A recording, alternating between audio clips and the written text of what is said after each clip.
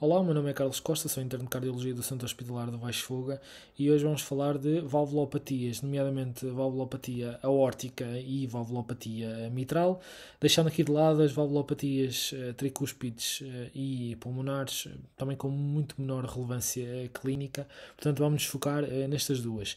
Uma nota prévia, deixo aqui o meu e-mail para sugestões, dúvidas, perguntas que tenho, eu costumo dizer isto nas aulas, tenho uma equipa de dúvidas dedicada a responder aos alunos de forma rápida. Eu deixo aqui o meu e-mail, posso demorar mais um bocadinho a responder, mas vou tentando responder às vossas questões.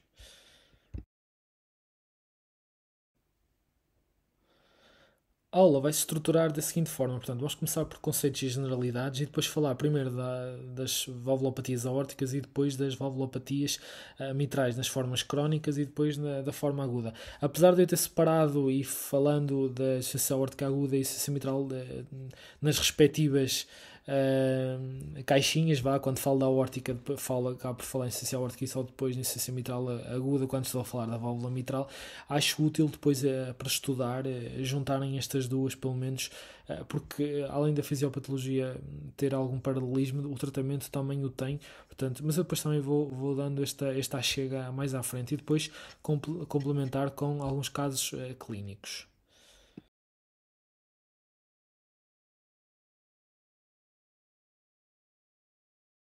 Alguns conceitos sobre doenças valvulares. Portanto, o ecocardiograma transtorácico é, sem dúvida alguma, o primeiro exame da primeira linha no estudo diagnóstico de doenças valvulares, seja em contexto de urgência, emergência, seja em contexto eletivo até de reavaliação. É o exame mais importante e é o exame que deve ser sempre escolhido como primeira linha. Todos os outros, transesofágicos, ecos de esforço, ataques, ressonâncias, nunca de primeira linha, e isto é válido na cardiologia geralmente, mas nas valvulopatias em particular, o ecocardiograma transtorácico é de facto o exame que nos deve interessar mais numa primeira fase. Chamar aqui a atenção que as coronariografias são geralmente realizadas antes de qualquer intervenção valvular na avaliação da doença coronária, uma vez que quando nós pretendemos operar o doente, portanto, quando pretendemos propor o doente para uma intervenção cirúrgica, temos de perceber se não há também um componente de doença coronária que possa ser tratada no mesmo tempo, sob pena depois do doente ter de realizar outra cirurgia desnecessariamente. Outra coisa que também que vou dizendo ao longo desta aula é que nenhum tratamento farmacológico atrasa a progressão da valvulopatia. Nós apenas tratamos comorbilidades e tratamos sintomas. Apenas as intervenções valvulares cirúrgicas ou percutâneas resolvem, no fundo, a valvulopatia. Não há nenhum fármaco ou estilo de vida, modificação de estilo de vida, que atrase a progressão da valvulopatia. Nós apenas fazemos, no fundo, um tratamento de suporte.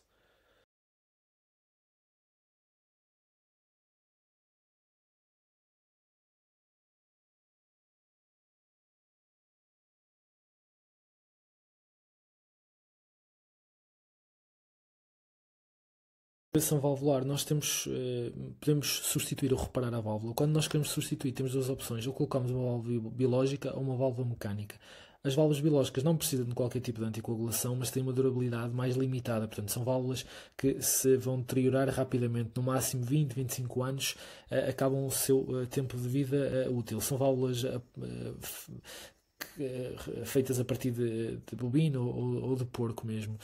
Válvulas mecânicas necessitam de antivitamínicos K, portanto, os varfinos, os acenocumaróis, para o resto da vida, com o controle de NR regular, mas não têm nenhum limite de durabilidade, portanto, são válvulas para o resto da vida.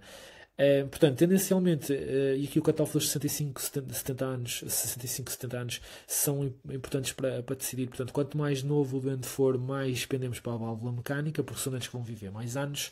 E doentes mais velhos, sobretudo a partir dos 70 anos, preferimos válvulas biológicas porque a seu limite de idade da válvula é mais ou menos compatível com a esperança média de vida do doente. O problema surge quando nós temos, por exemplo, doentes jovens, mulheres jovens que querem engravidar, e aqui há dois problemas, porque se são doentes jovens, nós queremos uma válvula tendencialmente mecânica, mas se ela quer engravidar e vai estar a tomar o varfino porque tem uma válvula mecânica, e o varfino e a gravidez não são a melhor conjugação possível, dado o risco de aborto e de complicações obstétricas, e toda a gestão da grávida é muito, muito, muito difícil e todos os problemas que poderão advir. Portanto, aqui pode ser uma razão para colocar, em vez de uma válvula mecânica, uma válvula biológica numa doente jovem, porque não vai precisar de anticoagulação. Válvulas biológicas também preferidas em doentes que têm qualquer tipo de contraindicação à anticoagulação, terão de ter válvulas biológicas. Chamar a atenção que os DOACs são contraindicados nestas próteses mecânicas e na estenose mitral moderada a severa. Os DOACs são igualmente eficazes à warfarina, e até mais seguros do que a warfarina, mas não devem ser utilizados nestas duas condições.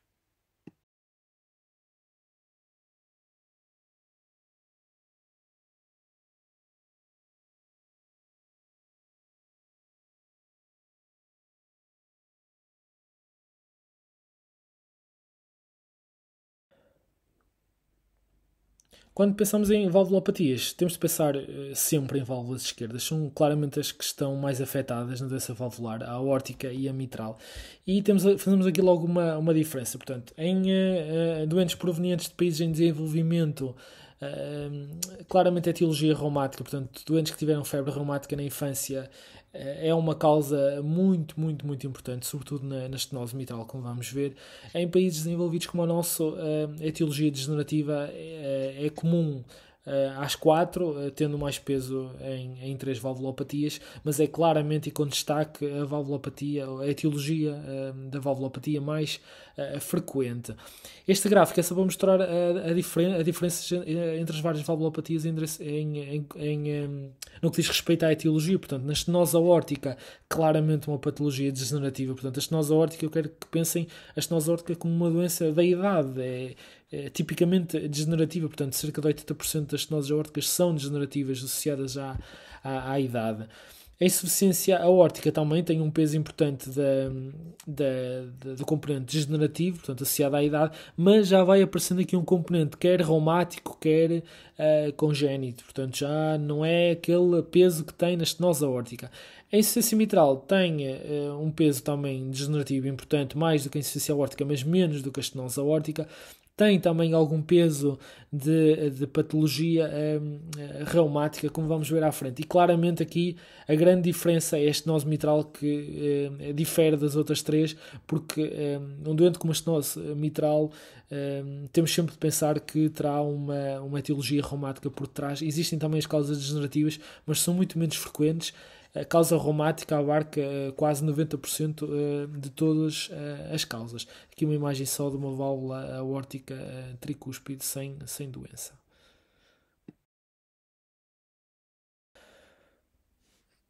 Relativamente à etiologia da estenose aórtica, claramente a degenerativa é a causa mais importante. Doentes mais velhos, portanto, também chamada de senil, há uma deposição de cálcio, uma fibrosclerose das cúspides, que vai levar que na sístole elas têm uma deficiente abertura, portanto, e uma abertura até um bocadinho assimétrica, porque esta calcificação é um bocadinho indiscriminada. É a causa mais importante, abarca mais de 80% de todas as etiologias da estenose aórtica. Causa congénita, importante causa em doentes que têm bicuspidia aórtica, portanto uma aórtica que tem no fundo duas cúspides por fusão das outras duas. Portanto, são válvulas, são doentes que vão ser um bocadinho mais jovens, portanto, são estenoses aórticas que surgem em doentes um bocadinho mais jovens, porque eles já têm esta etiologia congénita que vai predispor a esta restrição da válvula, e isto vai-lhes aumentar quer o risco de aneurisma e de dissecção aórtica por terem esta bicuspidia aórtica. Portanto, suspeitar em doentes que têm uma estenose aórtica um bocadinho cedo, e aqui o cedo, geralmente abaixo dos 70 anos, podem ter uma bicuspidia aórtica, que é mais comum no sexo masculino e que é a doença congénita, valvulopatia congénita mais frequente. A causa reumática, suspeitar sempre em doentes com febre reumática na infância, e também são doentes geralmente mais jovens. A válvula mitral também pode estar, e está geralmente também afetada, além da válvula aórtica. E aqui a afecção geralmente leva a uma fusão comissural e a abertura fica um bocadinho mais concêntrica em relação à degenerativa, em que a abertura é um bocadinho mais assimétrica, aqui a abertura é um bocadinho mais concêntrica. Chamar só a atenção que numa fase um bocadinho mais tardia, estamos a aórtica um bocadinho mais avançada, pode ser difícil distinguir as três etiologias, eventualmente outras que existam, porque já está num estado demasiado avançado para perceber. Podemos sempre suspeitar porquê? Porque se for um doente sem outros antecedentes, uma válvula tricúspide, portanto, já com alguma idade, que já tem aquela estenose aórtica desde os seus 75, 76 anos, à partida será uma coisa degenerativa. Doentes que têm aortas bicúspides, poderá ser aqui a causa da estenose aórtica, ou pelo menos um componente misto, e a reumática a mesma coisa, portanto, suspeitavam em doentes mais jovens, quer a congénita, quer a reumática.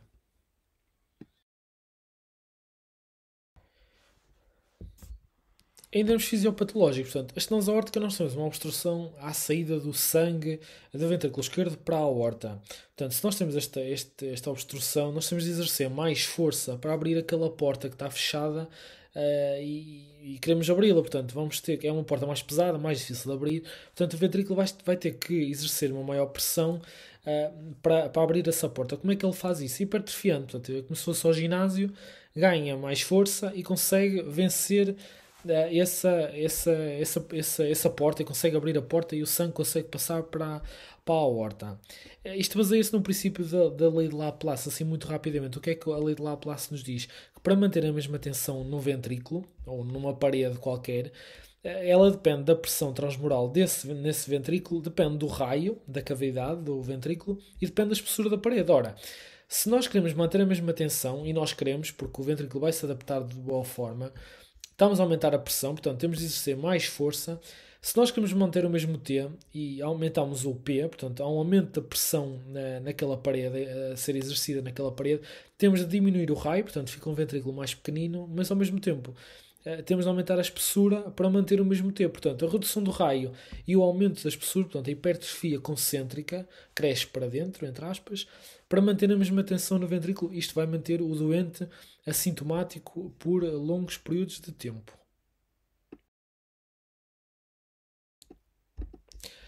De forma esquemática, o que é que isto significa? Que nós numa fase inicial e de forma completamente adaptativa, nós temos esta hipertrofia concêntrica que vai ser suficiente para o ventrículo conseguir ultrapassar aquela porta, aquele obstáculo. Portanto, vai haver um aumento de gradiente do ventrículo esquerdo aórtico, o ventrículo, como vocês podem ver aqui numa primeira fase normal, e vai começar a ganhar músculo. Portanto, ele mantém o mesmo tamanho, mas vai ficar com uma cavidade um bocadinho mais reduzida. Porquê? Porque o músculo vai crescer para dentro, vai ter uma cavidade menor. Ora, ao longo dos anos, isto é incompatível. Portanto, nenhum doente consegue manter um ventrículo de alta performance, portanto, hipertrofiar com maiores necessidades de oxigênio, com uma baixa complacência, porque o ventrículo que é muito hipertrofiado também é rígido, portanto em fases diastólicas vai ter dificuldade em enchimento ventricular. Ele ao longo do tempo o que é que vai fazer? Vai começar a dilatar. Quando ele dilata, começa a perder função, e aqui é uma desgraça. Porquê?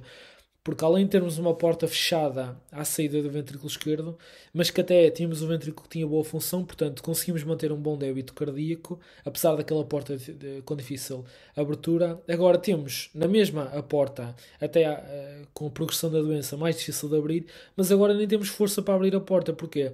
Porque o ventrículo dilatou e tem má função. Portanto, aqui é quando os doentes geralmente têm sintomas e a morte surge rapidamente.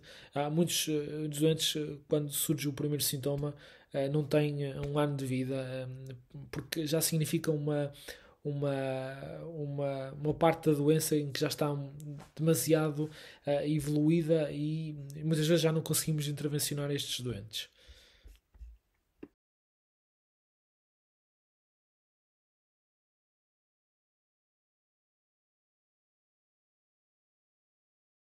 Ora, de forma esquemática, portanto, isto no fundo é um modelo de sobrecarga de pressão. Nós aumentamos a pressão no ventrículo, portanto, há uma obstrução na saída do ventrículo esquerdo, há um aumento da pressão na fase sistólica do ventrículo esquerdo, portanto, temos de exercer pressão nesta fase sistólica.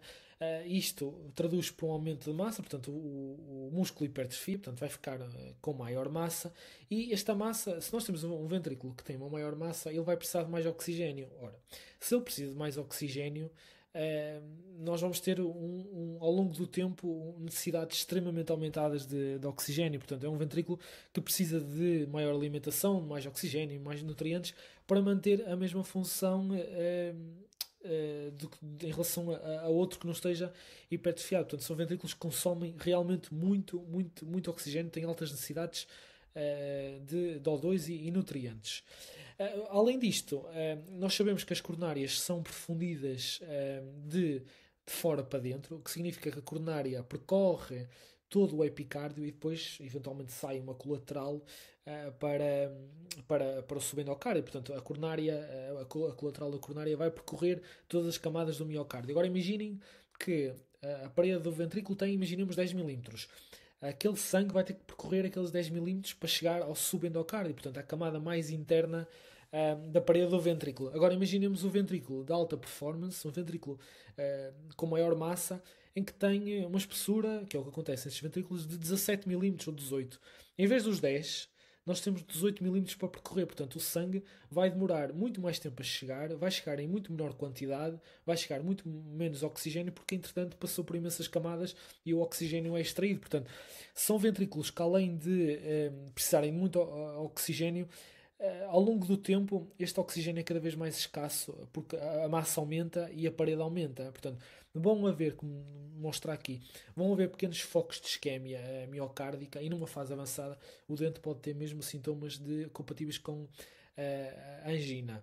Além disto, acontecer ao longo do tempo e vai levar a que invariavelmente o ventrículo comece a ficar disfuncionante. Portanto, é um ventrículo que, além de estar hipertrofiado, é rígido. Portanto, imaginem os fisiculturistas que conseguem contrair bem, ok, nessa fase tudo bem, mas depois não conseguem relaxar, portanto estão sempre quase contraídos. E no ventrículo é a mesma coisa. Ele contrai bem, mas depois não consegue relaxar. Se não consegue relaxar bem, quando o sangue é recebido para o ventrículo esquerdo na fase diastólica, não consegue acomodar muito bem, portanto o sangue começa a ir para trás, vai aumentar as pressões na artéria pulmonar, na veia pulmonar, peço desculpa, e vão começar a surgir os primeiros sintomas.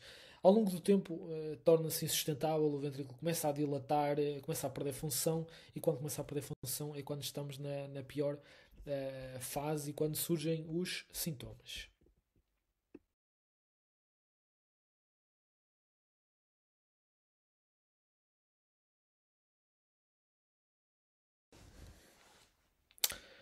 Em termos da apresentação clínica, aqui o importante é percebermos que estes doentes geralmente são sintomáticos quando a estenose já é severa.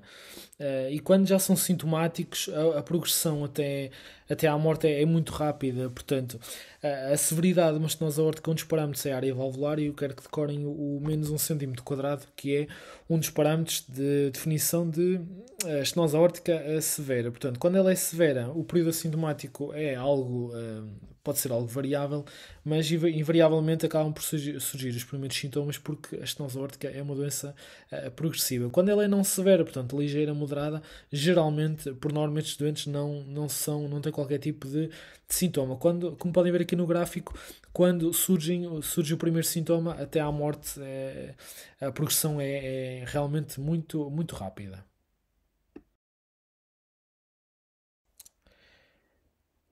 Em termos de apresentação clínica, então, os sintomas geralmente então aparecem quando a estenose aórtica já é severa, portanto, quando a área valvular já é menos de 1 cm², e há uma tríade clássica da estenose aórtica, portanto, doente com dispneia, angina, síncope. Não tem que ter as três, pode ter só uma, pode ter as três apresentações. Geralmente, comum às três, aparecem tendencialmente no esforço. Começando pela dispneia, facilmente perceber porquê. Era o que eu estava a dizer há bocadinho. Portanto, é um ventrículo que é muito mais rígido, vai ter maior dificuldade em acomodar sangue na fase diastólica. Portanto, quando o sangue é recebido no ventrículo esquerdo, vai começar a aumentar a pressão telediastólica e isso vai ser transmitido à aurícula esquerda, que depois vai transmitir às veias pulmonares até ao último capilar pulmonar e surgimento, no fundo, de congestão pulmonar, que é percebido como o doente começa a ficar mais dispneco. Por outro lado, há uma incapacidade de aumentar o débito cardíaco. Portanto, nós já temos um ventrículo de alta performance que tem estamos a vencer aquela porta e nós já fazemos o nosso trabalho bem, digamos assim, em abrir a porta. E nós agora queremos, além de abrir a porta, ainda queremos ir mais além. Portanto, queremos aumentar o débito cardíaco. Ora, no ventrículo de alta performance, muitas vezes já não consegue mais do que isto. Portanto, os doentes começam a ficar dispneicos porque não conseguem aumentar o débito cardíaco. As queixas anginosas é um dos motivos, entre outros, nomeadamente às vezes estudantes como são tipicamente mais velhos, muitas vezes já têm doença coronária concomitante, mas há claramente um desequilíbrio entre as necessidades de oxigênio de um ventrículo altamente hipertrofiado e de alta performance, com um aporte de oxigênio que tendencialmente até pode estar diminuído. Portanto, o doente pode ter queixas de angina importantes nesta fase da estenose aórtica. Síncope também pode acontecer, porque quando nós fazemos esforço há uma vasodilatação periférica, isto baixa as tensões, o débito cardíaco tem de ser aumentado e muitas vezes os estudantes não conseguem acompanhar, portanto, chegando sangue à aorta não vai chegar às carótidas, não chegando às carótidas não vai chegar ao cérebro, o doente desmaia por hipoperfusão. Por outro lado, pode desmaiar em contexto arrítmico, portanto, são ventrículos, tudo que gera hipertrofia vai gerar fibrose, e hipertrofia, fibrose e aqueles focos de isquémia que disse há pouco, que surgem pela maior distância de chegada do sangue à parede subendocárdica, vai ser promotor de arritmias, nomeadamente taquicardias ventriculares, fibrilações auriculares. Portanto, o doente pode apresentar-se como uma arritmia ventricular. Falar aqui só de uma coisa também importante, é que estes doentes, como têm ventrículos hipertrofiados, a dificuldade em relaxamento e a própria contração de alta performance deste ventrículo vai, numa fase em que os miócitos estão a receber o oxigênio, pode dificultar a passagem do sangue pela microcirculação coronária, portanto também pode promover aqui as queixas de Angor.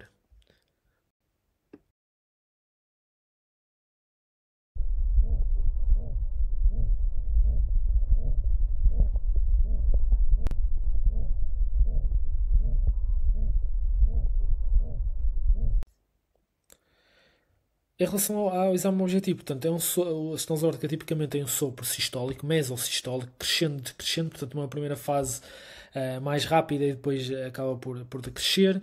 Com irradiação, pode ou não ter radiação carotídea e geralmente devemos, boa prática, pesquisar esta irradiação, auscultar nas carotas esta irradiação. Tem aqui um clipe de vídeo que vou mostrar do som de uma estenose aórtica. Vou tentar aqui colocar. Ok. Será este o som que devem esperar ouvir numa estenose aórtica? Claramente sistólico. E que tem esta mais mesosistólico, mais a meio da sístole, e que tem esta fase ascendente e depois que decresce. Um pulso parvositário, portanto, um pulso parvos que traduz uma pouca intensidade pela quebra de pressão da estenose aórtica e que tem um pico também um bocadinho tardio por esta mesma razão. Um ictus cordis, portanto, um ponto de impulso máximo sustentado, portanto, é um ventrículo que está ali a fazer uma injeção contra uma resistência, mas não está deslocado. Porquê? Porque a hipertrofia é concêntrica, portanto o ventrículo está na mesma posição, não se vai deslocar, a hipertrofia não vai deslocar o ventrículo esquerdo, como acontece, por exemplo, na insuficiência aórtica, em que o ventrículo realmente cresce para fora, é excêntrico. Aqui não é concêntrico, portanto o ventrículo é o mesmo. Há uma diminuição do componente aórtico do segundo som cardíaco, isto é um bocadinho semiológico, académico. Portanto, o segundo som cardíaco, os sons cardíacos são nós conseguimos ouvi-los são no fundo o fechamento quando a válvula fecha, e como a válvula está muitas vezes calcificada, acaba por ter uma excursão menor, então a extensão vai estar ausente ou pelo menos diminuída. Pode haver um S4 que traduz esta rigidez ventricular de que falei há pouco, portanto, no fundo é o som do sangue a bater num ventrículo que não consegue acomodar, portanto, um ventrículo mais rígido, que como não acomoda aquele sangue de forma simples, surge o som do S4, como se fosse um obstáculo do sangue. Portanto, quando ele na fase diastólica. Pressão arterial sistólica e diastólica, numa primeira fase até muito tardiamente são normais, mas depois começam a convergir. Portanto, a pressão arterial sistólica desce porque começa a haver uma redução do débito cardíaco, portanto, pela estenose. A pressão arterial diastólica acaba por subir porquê? Porque a pressão arterial diastólica depende muito das resistências vasculares periféricas e como há um baixo débito cardíaco, as resistências vasculares periféricas vão aumentar e quando aumenta a resistência vascular periférica, a diastólica tende a subir, portanto, as pressões arteriais sistólicas e diastólicas vão convergir, ao contrário da insuficiência aórtica, que vão divergir e que eu vou falar mais à frente. Portanto, aqui na estenose aórtica elas aproximam-se as duas e numa fase já geralmente muito mais tardia.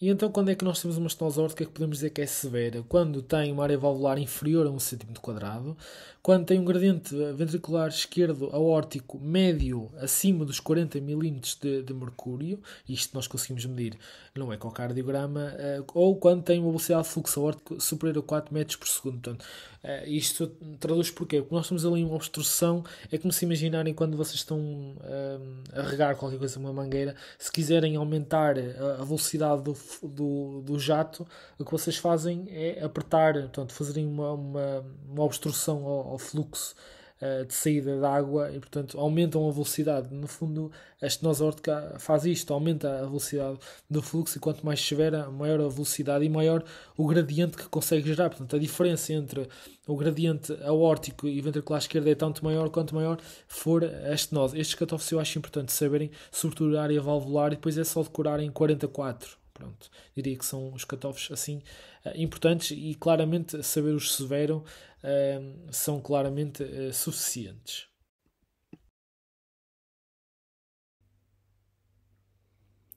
Como em qualquer valvulopatia, o diagnóstico é feito por ecocardiograma transtorácico, que é o exame de primeira linha, permite-nos quantificar, avaliar a válvula, se é tricúspide, se é bicúspide, qual é a área valvular, qual é o gradiente transvalvular ventrículo esquerdo aórtico, qual é a fração de ejeção do ventrículo esquerdo, avalia também o ventrículo direito, outras valvulopatias possíveis e, portanto, é o exame mais importante na estenose aórtica e em qualquer valvulopatia.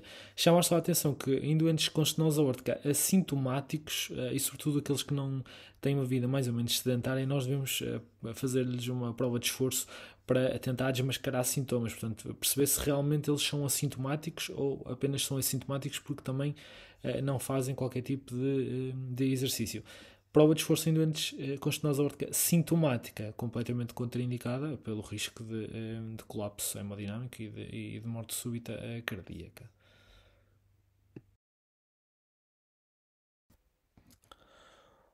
Uma condição particular é a estenose aórtica low flow, low gradient. O que é que isto significa? São estenoses aórticas em que a área valvular é compatível com a estenose severa, portanto menos de 1 cm², mas depois quando vamos fazer o gradiente, dá um gradiente inferior a 40. Portanto, o que é que pode estar a acontecer?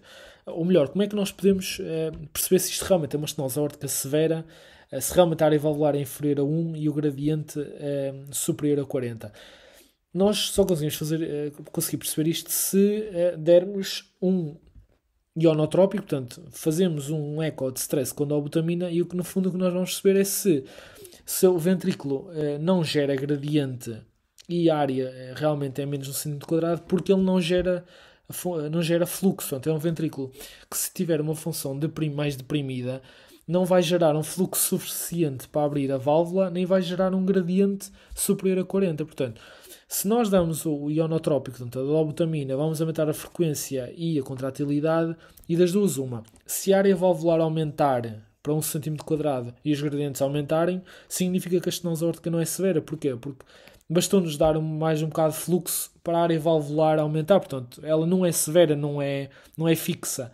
Enquanto que se darmos este ionotrópico e mesmo assim a área valvular não aumentar, mas estamos a aumentar os gradientes, significa que nós conseguimos aumentar o gradiente, conseguimos gerar fluxo para aumentar o gradiente, mas isso não foi o suficiente para abrir a válvula. Portanto, a válvula é mesmo pequena, é mesmo, tem uma baixa área, é realmente uma estenose aórtica verdadeira. Este é talvez o pequeno, um pormenor um bocadinho mais, se calhar mais difícil de entender, mas se souberem isto, chega perfeitamente para este conceito.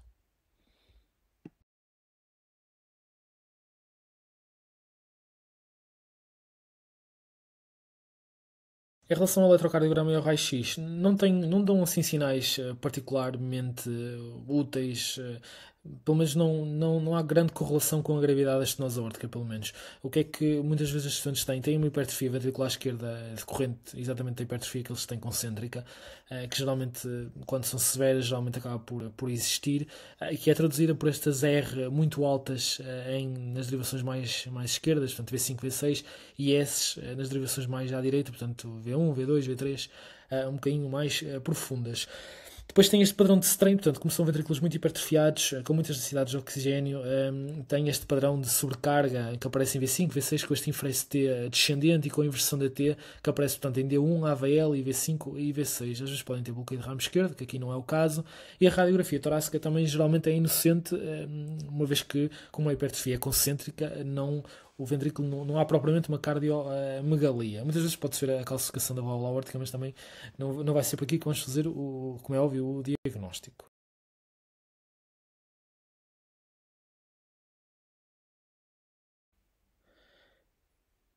Em relação aqui ao tratamento da estenose aórtica, até é um bocadinho abusivo chamar tratamento, porque nós de facto não estamos a tratar nada. Portanto, não há nada que nós possamos fazer para impedir a progressão da estenose aórtica. O que é que vamos fazer? Vamos tentar evitar condições que pelo menos a agravem ou agudizem. Portanto, o que é que nós vamos fazer? Se o doente tem insuficiência cardíaca, portanto, se tem congestão, se tem dispneia, se tem edema dos membros inferiores, se tem crepitações expiratórias das bases, portanto, vamos ter dado diurético. Vamos tentar manter ao máximo estes estudantes em ritmo sinusal. Porquê? Porque são ventrículos muito rígidos que a entrada em fibração auricular muitas vezes é mal tolerada. Porquê? Porque em ritmo sinusal nós temos sempre aquele kicking auricular na fase final da diástole que se perde na FA. Portanto, muitas vezes estes doentes, quando perdem este kicking auricular, portanto, estão em ritmo sinusal e perdem e entram em FA, perdem este kicking auricular que o ventrículo precisa para encher melhor, e quando eles entram em FA, ao perdê-lo podem facilmente entrar em edema agudo do pulmão, porque acumulam muito mais sangue na aurícula esquerda e depois consequentemente para trás. Temos de tratar a hipertensão. Porquê? Porque a hipertensão no fundo é como se fosse uma estenose aórtica, aumenta a pós-carga, portanto nós já temos uma porta que é difícil fechar. Se pusermos outra porta à frente, mais difícil vai ser empurrar a primeira. Portanto, nós queremos que estes estudantes não estejam hipertensos, tendo também cuidado, não os deixar hipotensos, porque também já vamos ter um débito cardíaco que tendencialmente pode ficar reduzido. Também não queremos que os doentes, e na por cima são doentes que podem sincopar por outras razões, portanto não queremos tratar muito agressivamente. Evitar a desidratação e hipovolemia, porque baixam o débito cardíaco e ele já pode estar tendencialmente baixo. Evitar exercício físico intenso. Porquê? Porque estamos a fazer uma vasodilatação periférica, estamos a querer aumentar o débito cardíaco. Isto muitas vezes não é bem tolerado. Os doentes podem sincopar, podem fazer disritmias. Portanto, evitar, quando os doentes têm estenose aórtica severa, não devem fazer qualquer tipo de esforço físico.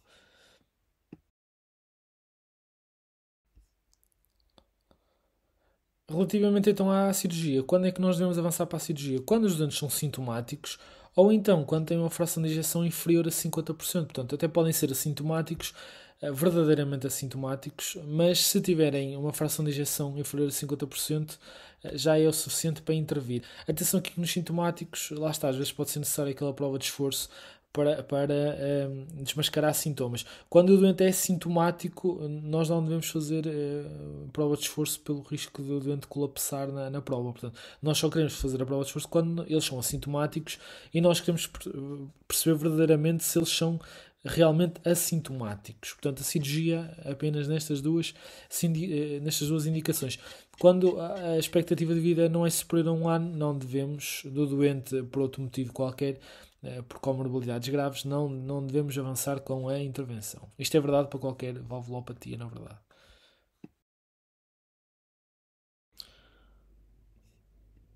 A decisão entre cirurgia e TAVI prende-se com alguns fatores, nomeadamente a idade, e aqui o cutoff dos 75 anos é geralmente o mais importante, e, claro, o risco cirúrgico. Portanto, tendencialmente, quanto maior o risco cirúrgico, quanto mais elevado ele for, isto é calculado por alguns scores, favorecemos a colocação de uma TAVI. E depois há outros fatores anatómicos e de procedimento que podem favorecer a TAVI em vez da cirurgia, nomeadamente as aortas de porcelana podem favorecer a TAVI.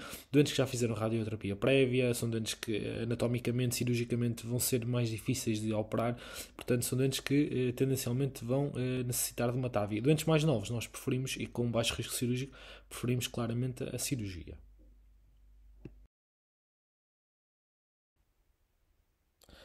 Portanto, e como é que nós vamos intervir? Ou operamos, se o risco cirúrgico for aceitável, podemos operar o doente, e aqui não se coloca a hipótese de reparar a válvula. Portanto, a reparação está associada a muita restenose, as válvulas ficavam restenóticas outra vez, portanto, nós aqui temos mesmo de substituir a válvula, tirar e colocar outra. E aqui é tal coisa, ou colocamos uma biológica ou mecânica conforme o doente que temos à frente. Em alternativa, se existe um risco cirúrgico inaceitável pela idade do doente, com morbilidades, podemos colocar uma TAVI, portanto uma válvula percutaneamente, que é uma válvula biológica que também tem algumas complicações, que é colocada por via femoral. Agora já são colocadas muitas, cada vez as complicações são menos evidentes, mas podem existir.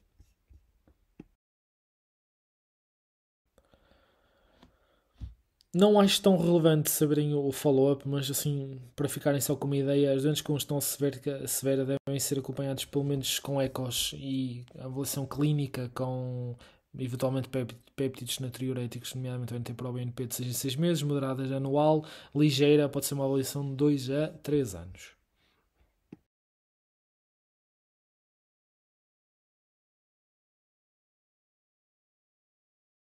Falando agora, mudando aqui o chip para a insuficiência aórtica. Portanto, na insuficiência aórtica há uma regurgitação de sangue na fase diastólica da aorta para o ventrículo esquerdo e pode ter duas formas. Na forma crónica, como na estenose aórtica, há mecanismos compensatórios que acabam por tolerar bem e acumular este sangue a mais diastólico que vai existindo, porque o ventrículo vai se adaptando. Ao contrário da fase aguda, de uma insuficiência aórtica completamente aguda, em que o ventrículo vai receber quantidades de sangue que não consegue acomodar, porque nunca se adaptou a isso. Portanto, vai tolerar muito mal este excesso de sangue na fase diastólica por má coaptação ou por dilatação da raiz da aorta. Portanto, a insuficiência aórtica é geralmente devida ou à anomalia do folheto. Portanto, o problema é mesmo o folheto, com uma endocardite infecciosa que estraga completamente o folheto, ou então com uma doença da raiz da aorta, nomeadamente quer uma disseção da aorta, quer um MARFA que dilata também a aorta, outras doenças do tecido conjuntivo. Importa aqui ressalvar que as etiologias são diferentes consoante estamos a falar de uma insuficiência aórtica aguda ou crónica. Na aguda, as principais etiologias são claramente a endocardite infecciosa e a disseção da aorta. Na crónica, a bicuspidia aórtica também é uma causa importante e a principal é a etiologia da insuficiência aórtica, esta etiologia congénita. Na insuficiência aórtica, o que vai acontecer é que vai haver uma regurgitação crónica, ou seja, em cada diástole vai haver algum sangue que volta para trás, ou seja, o ventrículo vai começar a ter de se habituar a um excesso de sangue que não existia. Portanto, ele injeta na sístole, depois na diástole, quando a válvula devia estar fechada, vai receber um bocadinho mais de sangue e vai tentar injetar esse sangue a mais. Portanto, ele vai fazendo isto progressivamente, e para acomodar aquele sangue extra vai começar a dilatar, vai ser um ventrículo grande para acomodar mais volume, e depois ao mesmo tempo vai ter de hipertrofiar para mandar o excesso de volume que tem. Portanto, ele vai ter que dilatar para acomodar mais volume e ganhar músculo para mandar para a frente o excesso de volume. Portanto, vai dilatar e vai desenvolver uma hipertrofia ventricular excêntrica, como está aqui esquematizada. Com o tempo, a função do ventrículo esquerdo vai deteriorar, porque ele não vai ser capaz de fazer mais esta compensação, vai começar a dilatar, a perder função, e vai começar então a sintomatologia a aparecer.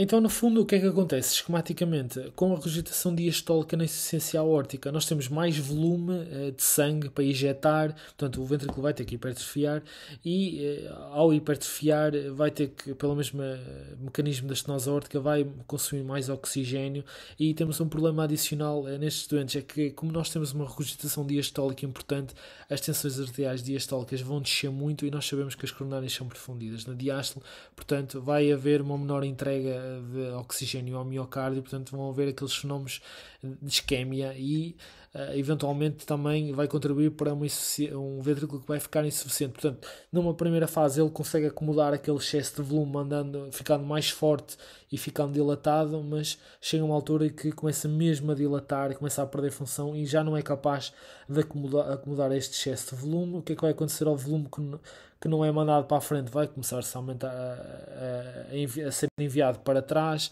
aurícula esquerda, veias pulmonares, capilares pulmonares, os doentes começam a ter congestão pulmonar e sintomas decorrentes disso. Portanto, isto é um modelo, ao contrário da estenose aórtica, que é um modelo de sobrecarga de pressão. Aqui temos um modelo de sobrecarga de volume.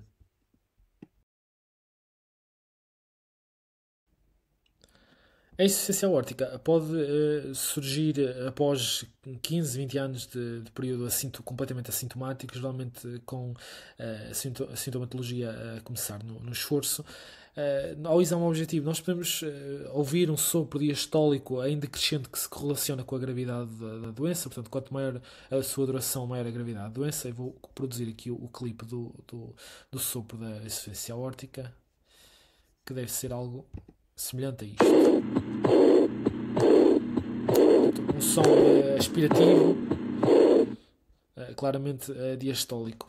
Este sopro é bastante comum. Não deve ser confundido com o sopro sistólico, que pode também existir, que tem que ver com um volume de sangue que é muito injetado. Portanto, nós temos um ventrículo que está a injetar um volume extra de sangue, que está a enviá-lo de forma quase hipercinética. Portanto, nós podemos ouvir quase um sopro deste injetivo, que é semelhante ao da estenose aórtica, mas que não tem que ver com qualquer obstrução a nível valvular. O ponto de impulso máximo, portanto, um íctus córdico que está deslocado infralateralmente pela hipertrofia excêntrica, portanto, o ventrículo cresce para fora, e que muitas vezes o doente até percepciona quando está de barriga para baixo, diz mesmo que sente que o coração como se fossem palpitações, a dar um coice, e geralmente é por causa desta hipercinese do ventrículo, que tem que enviar para a aorta este volume extra de sangue. Portanto, é um ventrículo claramente hipercinético. As pressões arteriais já são aqui divergentes, ao contrário das estenose aórtica, que são convergentes. Aqui vão ser divergentes. Porquê? Porque nós temos o ventrículo que envia sangue a alta velocidade para a aorta, portanto vai gerar pressões arteriais sistólicas muito altas, mas ao mesmo tempo diastólicas baixas. Porquê? Porque nós, em condições normais, a válvula aórtica isola as câmaras,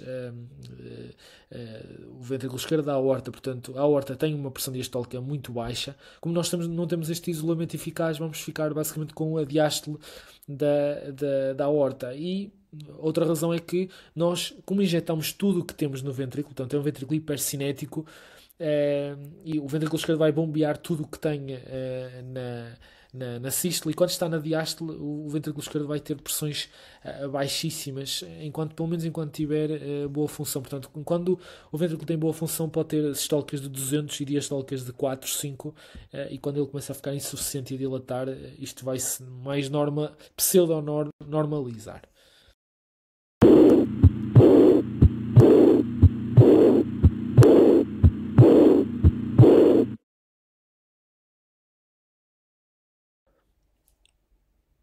A insuficiência aórtica é provavelmente a patologia da cardiologia que tem uma semiologia mais rica. Já encontrei alguns doentes com insuficiência aórtica e já encontrei algum destes sinais. Deixo aqui apenas a descrição. Acho que pode surgir eventualmente alguma vinheta. Se tiverem interesse, podem até pesquisar no YouTube pelo sinal, pelo alguns sinais. Alguns são muito interessantes, como o sinal de Muller, que tem a ver com lá está este coice, esta ejeção muito hipercinética pode provocar até pulsações da úvula quando da fase sistólica, portanto é um ventrículo que tem que injetar muito mais sangue. Depois outros sinais muito curiosos que podem pesquisar.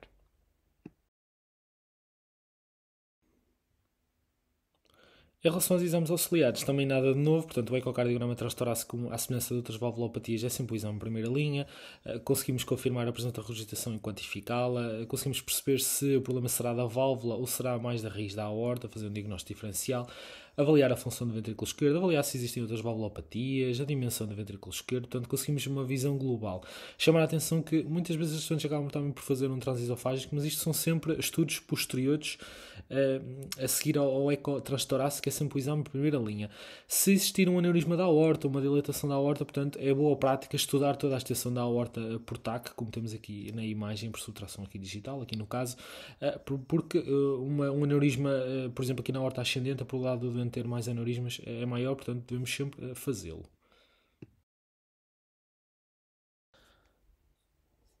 Da mesma forma que na estenose aórtica, a insuficiência aórtica no ECG pode dar hipertrofia ventricular esquerda, pode dar aqueles sinais de sobrecarga, diferente da estenose aórtica, é que a radiografia já pode nos dar algumas pistas. Quando o ventrículo começa a dilatar, nós conseguimos ver, como neste raio-x, um coração maior. Podemos eventualmente indagar aqui uma possível etiologia para a insuficiência aórtica, portanto uma dilatação da aorta pode ser já percebida no raio-x. E geralmente já são corações um bocadinho grandes que no raio-x já podem ser evidentes. Mas também não é por aqui que vamos fazer o diagnóstico.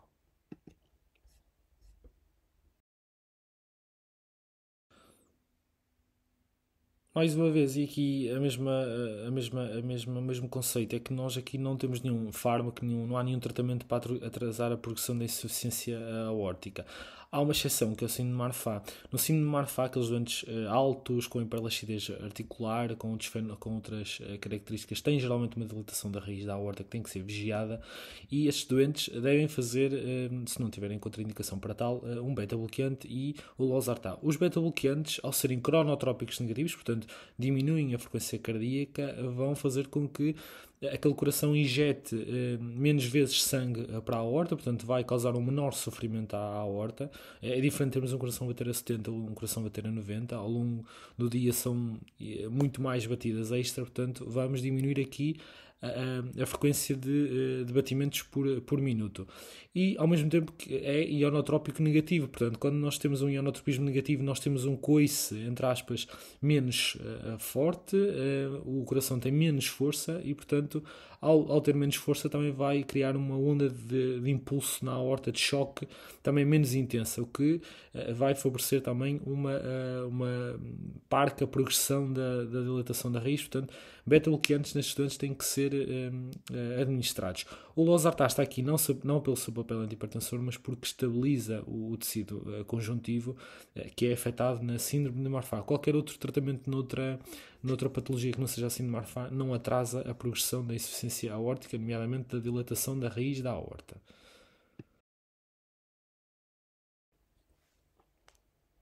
A intervenção na insuficiência aórtica deve ser no timing ideal. Ora, nós devemos operar a insuficiência aórtica quando parece haver uma disfunção inicial do ventrículo esquerdo, traduzida por uma fração de ejeção que começa a diminuir, um ventrículo começa a dilatar, mas antes de aparecer uma sintomatologia grave. Pronto. Então, no fundo, quando é que nós operamos? Aqui é muito semelhante à estenose aórtica. Portanto, são doentes sintomáticos, como a estenose aórtica, igualzinho, e que tenham disfunção ventricular esquerda. Portanto, têm uma fração de ejeção inferior a 50%, igual à estenose aórtica, igualzinho, ou não é IE, ou um diâmetro telediastólico do ventrículo esquerdo superior a 50 milímetros. Portanto, é um ventrículo grande, que já traduz também alguma disfunção. Portanto, aqui as indicações são iguais à estenose aórtica, com a adição que o diâmetro telediastólico também pode entrar.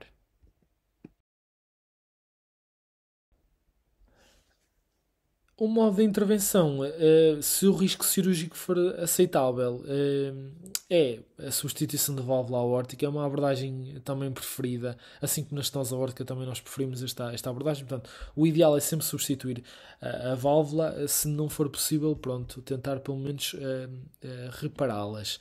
Aqui é a mesma coisa, válvula biológica ou mecânica. Nas insuficiências não está recomendado aquele tratamento percutâneo que temos na estenose aórtica. Aqui idealmente tem mesmo que ser pela substituição da válvula. A monitorização, não coloquei aqui um slide próprio, mas deve ser pelo menos anual. Se um doente tem uma insuficiência aórtica severa, mas que não tem indicação cirúrgica, portanto não cumpre nenhum daqueles critérios, devemos pelo menos fazer um eco a cada 12 meses. Nos restantes insuficiências aórticas ligeiras e moderadas, pelo menos a cada 2 anos.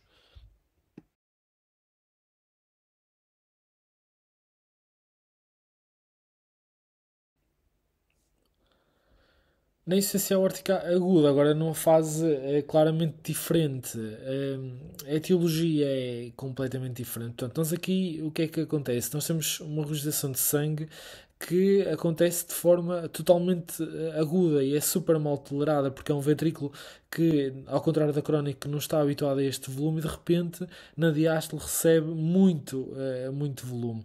Há duas causas principais que podem estar na base disto, portanto, a endocardite infecciosa, portanto, a afecção mesmo da válvula, a válvula fica destruída e há uma insuficiência valvular aguda, ou então uma disseção aguda da aorta, as de tipo A, portanto, as que envolvem, e aqui são as duas de tipo A na imagem que coloquei aqui, tipo A de Stanford, e depois há a outra terminologia, as de Bakey, tipo 1 e tipo 2, mas sobretudo estas duas etiologias são as principais causas da insuficiência aórtica aguda, e eu creio que, aparecendo-nos um caso de insuficiência aórtica aguda, serão uma destas, as mais importantes, a endocardite um bocadinho com maior relevância.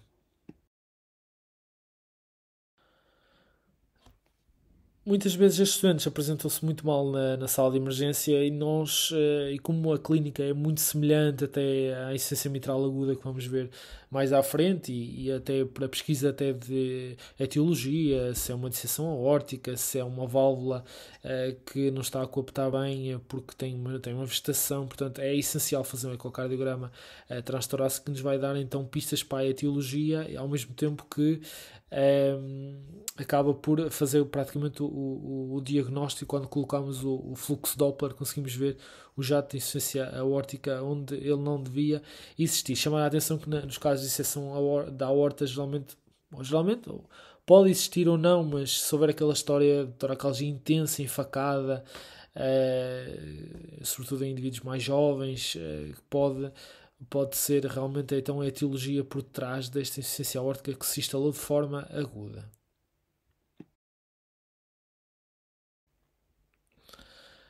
Então o que é que acontece na insuficiência aórtica aguda? Nós temos um ventrículo que é de volume normal e de compliance normal, portanto um volume que não está habituado a grandes volumes de sangue, e de repente vê-se abraços com uma enorme quantidade de sangue que está a receber da aorta. Portanto, ele injetou na sístole e está a recebê-lo praticamente quase todo na diástole, portanto não vai conseguir acomodar aquele sangue todo, e o que vai acontecer muito simplesmente é este sangue vai começar a acumular-se para trás. Portanto, no ventrículo esquerdo vai haver um aumento súbito da pressão diastólica do ventrículo esquerdo, este sangue vai voltar para a aurícula esquerda, portanto vai haver um aumento de pressão na aurícula esquerda, e o que vai acontecer é vai haver um surgimento de congestão pulmonar, traduzido eventualmente por edema agudo do pulmão, que pode ser mais ou menos fulminante, e que vai ser acompanhado uma baixa do débito cardíaco. Portanto, se nós estamos a acumular para trás, não vamos conseguir mandar para a frente, apesar do coração tentar manter um débito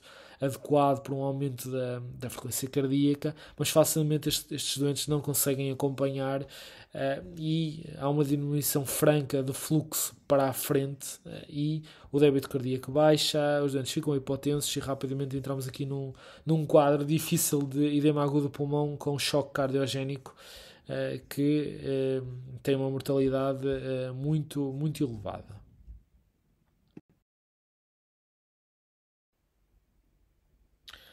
A prioridade no tratamento destes doentes na fase aguda é estabilizar, sem dúvida. Ninguém vai operar estes doentes se eles não estiverem minimamente estáveis. Portanto, estes doentes têm que ser operados e é a única forma de os salvar, mas nós temos de os estabilizar, pelo menos tirar desta fase hiperaguda. Como é que nós estabilizamos? Nós temos de os tirar, no fundo, estes doentes apresentam-se muitas vezes em edema agudo do pulmão, portanto, nós temos de os tirar do edema agudo do pulmão e, eventualmente, até do choque. Do edema agudo do pulmão em particular, nós temos de dar-lhes vasodilatadores, porque conseguimos diminuir a pré-carga, retirar aquele líquido da vasculatura pulmonar, depois dar diurético para espoliar este excesso de volume, porque no fundo o doente vai se afogar em líquido, em sangue, e no fundo nós queremos vasodilatá-los e dar-lhes diuréticos. Cuidado que com a vasodilatação e com os diuréticos nós vamos baixar-lhes as tensões. Portanto, porque os vasodilatadores, além de ter um mecanismo de diminuição da pré-carga, porque estamos a retirar volume, também acabamos por fazer uma vasodilatação arterial, portanto, vamos diminuir a pós-carga, facilitando também um débito cardíaco, melhorando o débito cardíaco do doente, mas ter sempre cuidado com a hipotensão destes doentes. Às vezes podemos ter de dar um ionotrópico, dar um cheirinho de albutamina para manter algum ionotropismo, eventualmente algum vasopressor. E aqui isto serve tudo como ponte, portanto aqui coloquei mesmo uma ponte para descrever que isto apenas para estabilizar o doente, portanto monitorização, tudo o que um doente emergente deve ter, mas a única forma é mandar estes doentes, caso estejamos num hospital mais periférico, enviar estes doentes para um centro que tenha cirurgia cardiotorácica, porque eles têm que ser operados de forma a evitar a morte. Estes doentes acabam por morrer por edema agudo do pulmão, acabam por ter disritmias ou acabam menos por colapsar, por não conseguirem um débito cardíaco adequado.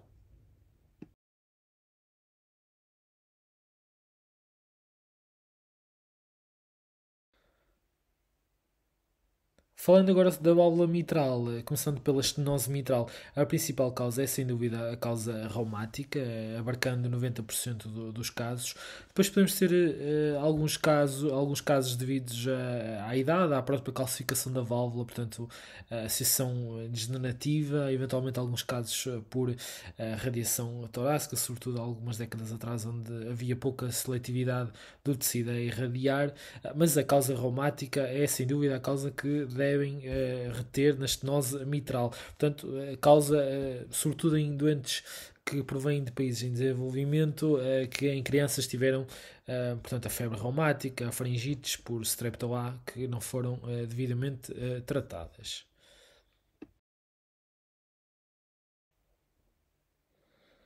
Na estenose mitral, então, no fundo, o que acontece é a dificuldade na passagem de sangue da aurícula esquerda para o ventrículo esquerdo por uma válvula que está mais estenosada. Portanto, nós temos um gradiente baixo de pressão num indivíduo saudável que permite a passagem de fluxo da aurícula esquerda para o ventrículo esquerdo. O que acontece é que quando a válvula fica mais estenótica, nós temos de exercer mais pressão, portanto, um aumento de pressão, aumento de gradiente da aurícula esquerda, ventrículo esquerdo, para a mesma passagem, para o mesmo volume do fluxo, uma vez que temos aquela estenose a impedir a passagem de fluxo. Como o fluxo de sangue está diminuído no ventrículo esquerdo, nós temos um ventrículo esquerdo relativamente poupado e de alguma forma até podemos considerá-lo quase como hipoatrofiado, portanto ele não tem qualquer relevância aqui na estenose mitral. A aurícula esquerda, por seu turno, vai começar a dilatar, portanto as aurículas não hipertrofiam muito, classicamente podem hipertrofiar na fase inicial, mas depois começam a dilatar. Como não há nenhuma barreira entre as veias pulmonares e a aurícula esquerda, portanto, esta transmissão de pressões e de volume de sangue, como não passa para o ventrículo esquerdo, vai-se começar a transmitir para a circulação pulmonar, artéria pulmonar, ventrículo direito, aurícula direita e eventualmente quadros de ascite, hepatomegalia, fases um bocadinho mais tardias. Apesar de tudo, o prognóstico da estenose mitral em doentes assintomáticos é extremamente positivo e cerca de 90% está vivo aos 10 anos.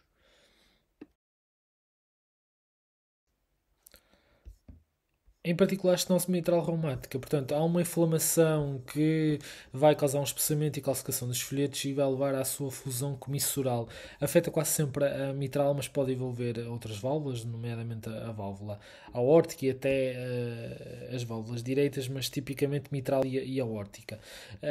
Patognomónico, esta forma em boca de peixe do orifício valvular em ecocardiografia e a abertura em forma de cúpula da mitral são achados característicos nesta patologia.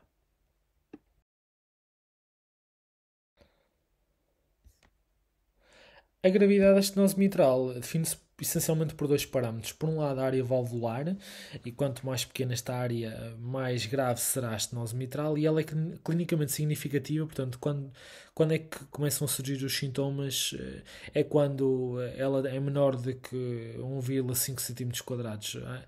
Acima disto, dificilmente o doente é sintomático. E, por outro lado, o gradiente de pressão que existe entre as duas câmaras, quanto mais elevado, traduz também uma maior gravidade e, em particular, a estenose mitral severa, que é a que nos importa, acima de 10 de gradiente transvalvular médio, é também um parâmetro importante na avaliação destes doentes.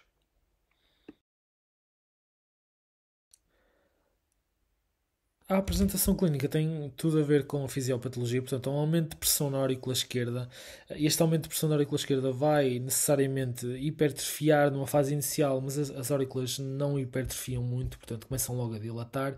E esta dilatação vai levar a uma estase de sangue e que vai promover em muito o risco de tromboembolismo. Mesmo que estes doentes não estejam em FA, eles invariavelmente entram em FA, mas mesmo quando não entram, mesmo estando em ritmo sinusal, esta dilatação já promove alguma estase e muitas vezes a apresentação clínica de uma estenose mitral é um evento embólico, portanto um AVC, um infarto cardioembólico, portanto pode ser mesmo o primeiro sinal de estenose mitral, mesmo sem o doente ter qualquer tipo de FA.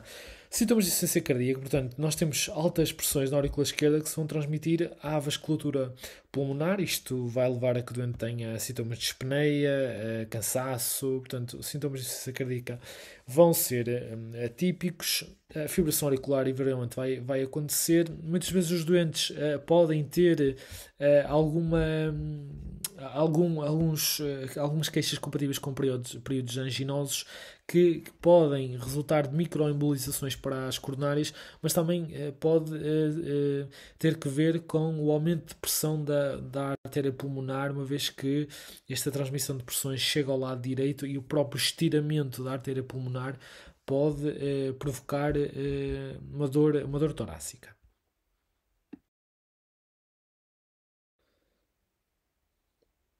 Clinicamente, estes doentes podem ter este típico faciesmo mitral, estenoses mitrais severas, pela vasodilatação malar, um ponto de impulso máximo que acaba por não estar deslocado porque o ventrículo esquerdo está relativamente poupado. Depois tem um sopro mesotele-diastólico, portanto, meio e final da diástole e com acentuação pré-sistólica e parece um som quase de uma máquina a trabalhar, ou assim uns rufos de uns tambores, e depois tem uma acentuação antes da sístole que é provocada pela turbulência da sístole auricular. Isto, claro, se o doente estiver em ritmo sinusal. Eu vou só colocar aqui o clipe de som.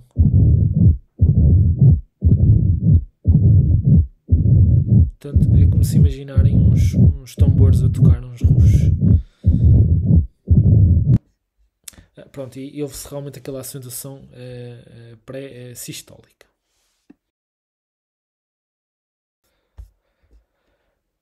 A nível de MCDTs, nomeadamente a eletrocardiografia, geralmente são doentes que têm fibração auricular. Porquê? Porque as aurículas na estenose mitral acabam por dilatar e sabemos que a fibração auricular acaba por surgir invariavelmente, porque é tipicamente a arritmia da dilatação auricular, portanto, invariavelmente os doentes vão entrar em FA.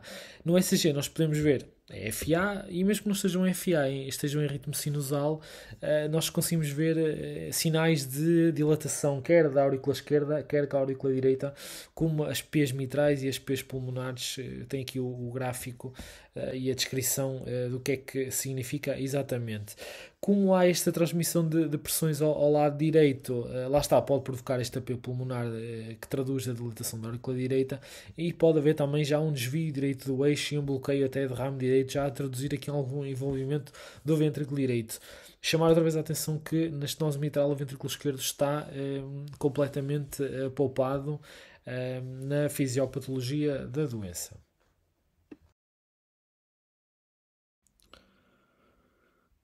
Exames auxiliares na estenose mitral, também nada de novo, portanto, ecocardiograma transtorácico sempre o exame primeira linha, vai estimar a área da válvula mitral, do orifício valvular, vamos conseguir calcular este gradiente transvalvular que é importante também para estimar a severidade da estenose mitral, conseguimos perceber se existem outras valvulopatias associadas, nomeadamente a aórtica, muitas vezes, no caso das reumáticas, às vezes pode haver afecção à aórtica, portanto, conseguimos ver a função do ventrículo esquerdo e ter uma visão global de todo o ventrículo direito e o ventrículo esquerdo. Depois de dúvidas diagnósticas, existem outros exames que podemos ter de avançar e geralmente até são feitos quando há discordâncias clínicas e de sintomas e do que nós vemos no eco. Podemos ter de avançar para outros exames e geralmente eles até são feitos, mas com primeira linha acho que é o suficiente saberem. O eco transtorácico dá-nos imensa informação e é o exame primeira linha.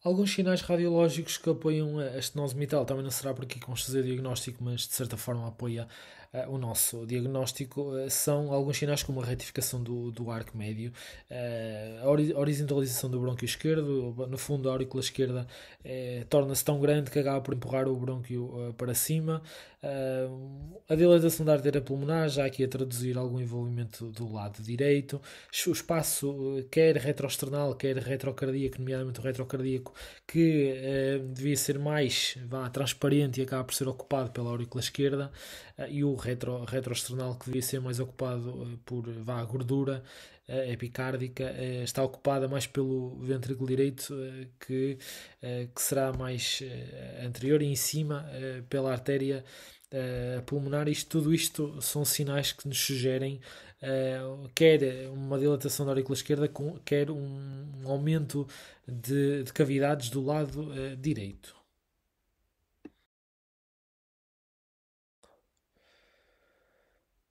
No tratamento da estenose mitral, nada de novo, portanto, nenhum tratamento farmacológico vai atrasar a progressão da estenose mitral.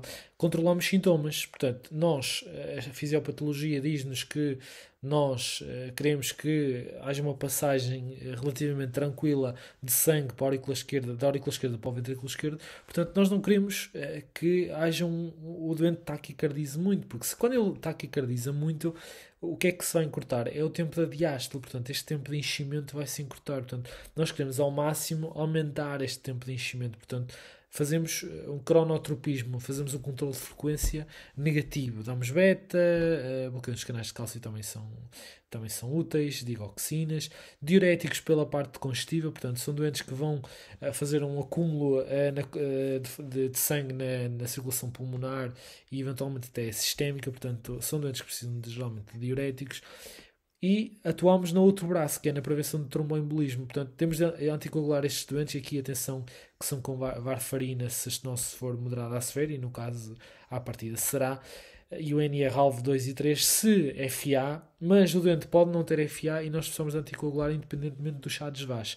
Se teve um episódio prévio de tromboembolismo, portanto já teve um AVC, se já teve uma isquemia intestinal, se tem um trombo intracardíaco no eco, ou se tem um autocontraste numa aurícula esquerda muito grande, portanto é para hipocoagular estes doentes. E depois a intervenção vai ser a única coisa que vai alterar a história natural do doente e da doença, como é óbvio.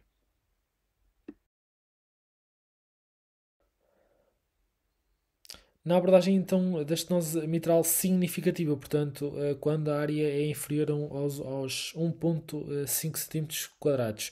Aqui, à semelhança de outras valvulopatias, quando os doentes são sintomáticos, portanto, isto é um bocadinho transversal a outras valvulopatias, e depois aqui, nós não entramos aqui com, se repararem, nós não há aqui frações de ejeção, nem diâmetros telediastólicos, porquê? Porque aqui o ventrículo esquerdo está sempre poupado, portanto, nós temos de ir por outros indicadores, portanto, doentes sintomáticos ou doentes em alto risco de embolização, seja porque já tiveram história prévia de tromboembolismo, seja porque têm contrastes espontâneos na aurícula esquerda, portanto, o contraste espontâneo no fundo é como se o sangue acumula-se ali um bocadinho, então é como se fosse quase o equivalente a estase. Uma FA que surgiu recentemente, já mostraram uma aurícula provavelmente já está muito dilatada, ou então doentes com alto risco de instabilidade hemodinâmica, com PSAPs muito elevadas em repouso, desejo de engravidar acaba por aumentar e alterar muito a dinâmica cardiocirculatória, ou a realização de uma cirurgia major não cardíaca pelos mesmos motivos. Isto são tudo motivos para intervir antes de isto acontecer e, portanto, antes de engravidar, antes de acontecer, antes de fazer esta cirurgia e depois, no fundo, atuar se os doentes são sintomáticos, apesar já de terapêutica médica com diuréticos e controle de frequência.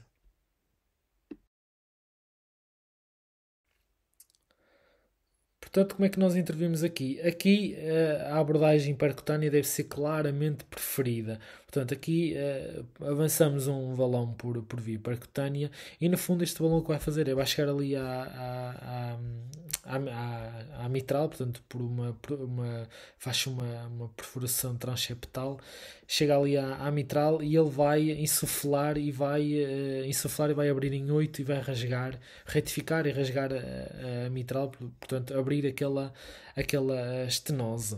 Se tivermos de fazer uma abordagem cirúrgica, quando há uma contraindicação à valvuloplastia mitral, seja porque, imaginemos uma válvula muito calcificada, se ela for mesmo muito, muito, muito calcificada, ela pode rasgar às cegas e pode ficar com uma insuficiência brutal, portanto aí podemos ter de preferir a cirurgia. Ou se temos alguma outra indicação para operar o doente, pronto, lá terá de ser a cirurgia, mas a preferida é mesmo a percutânea.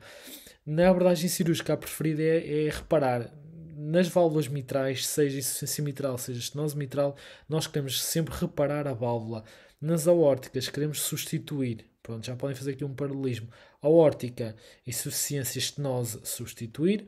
Estenose mitral, insuficiência mitral, reparar é sempre a abordagem preferida.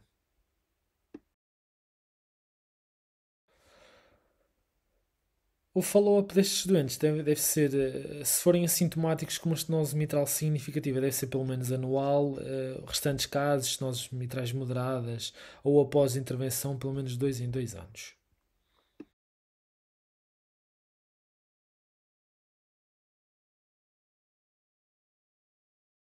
A insuficiência mitral é uma valvulopatia bastante relevante. Nós conseguimos dividir já aqui em duas caixas. Portanto, a insuficiência mitral primária, a doença mesmo de algum dos componentes, ou pelo menos mais do que um componente do aparelho mitral, enquanto que a insuficiência mitral secundária acaba por ser uma insuficiência mitral funcional. No fundo, o ventrículo esquerdo dilata por alguma razão, já vamos ver quais são as razões que levam o ventrículo esquerdo a dilatar, e aquele aparelho mitral deixa de cooptar bem, os folhetos deixam de cooptar bem, portanto há ali um espaço que se abre e portanto surge a insuficiência.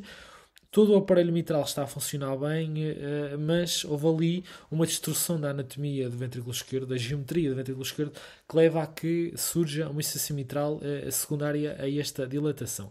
Podemos ainda distinguir pelo tempo de evolução, portanto, é uma insuficiência mitral aguda, que é muito semelhante à insuficiência aórtica crónica em termos de consequências e de rapidez da ação que tem que ser tida em conta.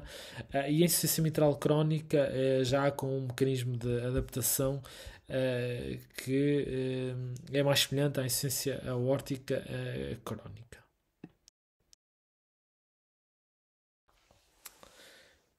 Na insuficiência mitral crónica, portanto, nós podemos dividir as etiologias em primária e secundária. Na primária, menos relevante, mas abarcamos aqui alguns casos de prolapso da válvula mitral, calcificação muito marcada, nomeadamente doentes mais idosos ou doentes com DRC, com calcifilaxia, causa reumática também, endocardites infecciosas, entre outras mais raras. A insuficiência mitral secundária acaba por ser o bolo maior destas insuficiências mitrais crónicas. Aqui colocamos todas as condições que, de certa forma, alterem a geometria do ventrículo esquerdo e não propriamente haja uma alteração de algum dos componentes da válvula mitral. No fundo, por exemplo, na cardiopatia dilatada, o que acontece é o ventrículo acaba por dilatar e como o ventrículo dilata, o anel mitral acaba por dilatar também e ao dilatar vai haver algum espaço, alguma fuga, alguma insuficiência que vai surgir. Na cardiopatia isquémica, nos doentes pós-infarto, sobretudo em infartos mais postero-inferiores, pode haver algum remodeling do ventrículo esquerdo com algum deslocamento dos músculos papilares e como há um deslocamento dos músculos papilares, as cordas tendinosas vão ficar noutra posição, essas cordas vão ficar noutra posição, a válvula vai fechar de forma diferente e muitas vezes não vai coaptar bem, portanto surge uma insuficiência mitral. Nas hipertróficas obstrutivas, mais difícil de explicar, mas no fundo o que acontece é há um gradiente que vai levar a que haja um jato de injeção muito acentuado para a aorta e este jato ao passar junto ao filete anterior da válvula mitral vai repuxá-lo, faz o SAM, o chamado SAM, faz o Systolic Anterior Movement of da válvula mitral, portanto acaba por provocar uma insuficiência também mitral.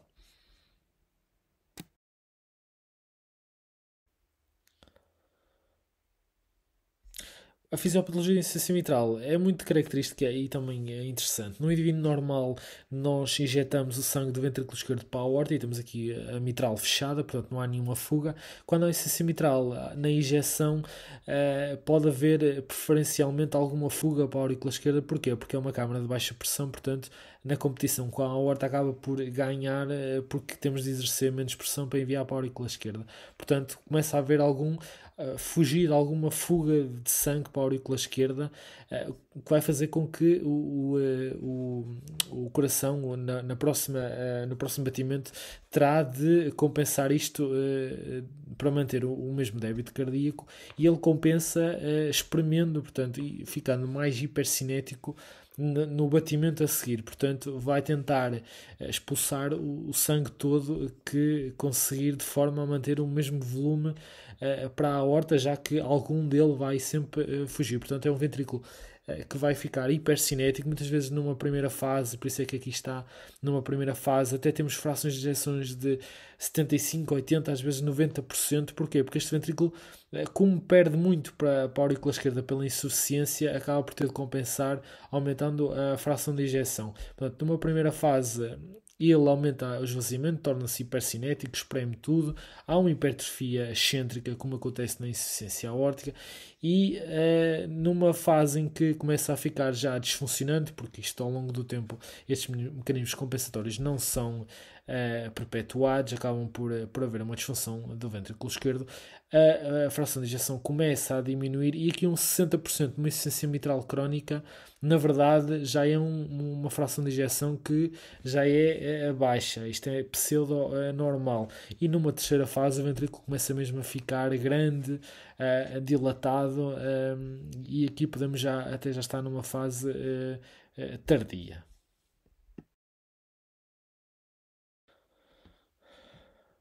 Portanto, estes mecanismos compensatórios de hipercinese para manter o mesmo débito cardíaco, apesar de estamos a perder volume de sangue para trás, isto acaba por compensar durante longos anos, como na insuficiência aórtica, mas ao longo dos anos e com o passar dos anos vão surgir alguns sinais, quer de insuficiência cardíaca, quer de FA. Porquê? Porque estamos a mandar sangue para trás para uma aurícula que vai hipertrofiar, vai dilatar e eventualmente vai surgir FA. A insuficiência cardíaca muito facilmente porque vai haver acúmulo de sangue para trás na circulação pulmonar, o débito cardíaco vai começar eventualmente a baixar e portanto vão surgir sinais de insuficiência cardíaca ao longo do tempo, mas também vai ser aquele tipo de doente que vai ter sinais e sintomas já um bocadinho tardiamente.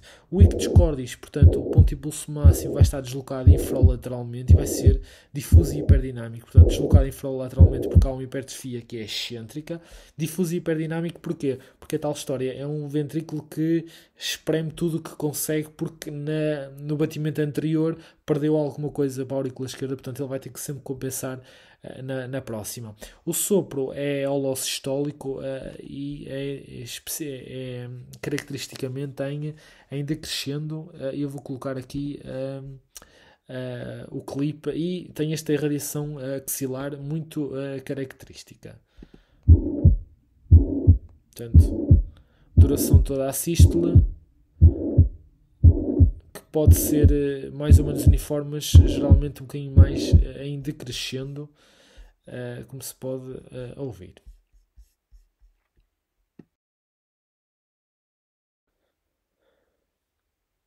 Nos exames auxiliares, nada de especial e nada que seja propriamente patognomónico, portanto, FA pode coexistir por aumento da aurícula esquerda, a onda P mitral se tiver em ritmo sinusal, e depois na radiografia torácica, como podemos ver aqui, a aurícula esquerda e a ventrículo esquerda vão ser as câmaras dominantes, portanto aqui já pode haver uma cardiomegalia porque o ventrículo esquerdo vai ser maior, eventualmente alguns sinais de congestão pulmonar. Também por este retorno de sangue para a circulação pulmonar.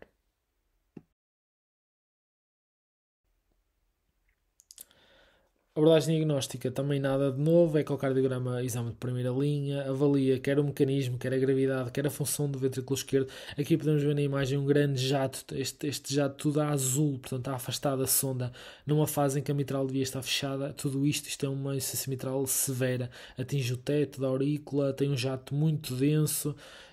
Até pode ser uma coisa mais aguda, estou a ver uma imagem parada, mas o eco é sem dúvida um exame essencial em qualquer contexto. Depois é a mesma história de que qualquer valvulopatia, isto é verdade para todas. Exames de segunda linha, ecocardiogramas transesofágicos são geralmente feitos na insuficiência mitral para perceber o mecanismo da insuficiência, se é mais central, se é mais periférica. Aqui no caso parece-me uma coisa um bocadinho mais excêntrica, mais periférica. E depois, às vezes, ecocardiogramas de esforço também para desmascarar sintomas, portanto, mas o mais importante é sempre que o ecocardiograma transtorácico é sempre o exame de primeira linha nesta investigação.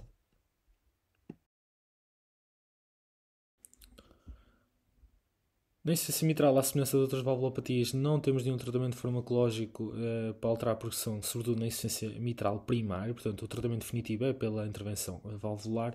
Na insuficiência mitral secundária, o papel da cirurgia é ainda muito menos importante. Porquê? Porque na insuficiência mitral secundária nós temos os folhetos, as cordas, bem, portanto não há nada que ali para alterar, digamos assim. Porquê? Porque o problema é geométrico, é do ventrículo esquerdo que dilatou, portanto aqui o tratamento deve-se focar no tratamento da dilatação do ventrículo esquerdo, portanto normalmente são doentes com dilatadas, com frações reduzidas, portanto temos de aplicar o algoritmo de insuficiência cardíaca e tratar estes doentes de forma a não haver um aumento da dilatação.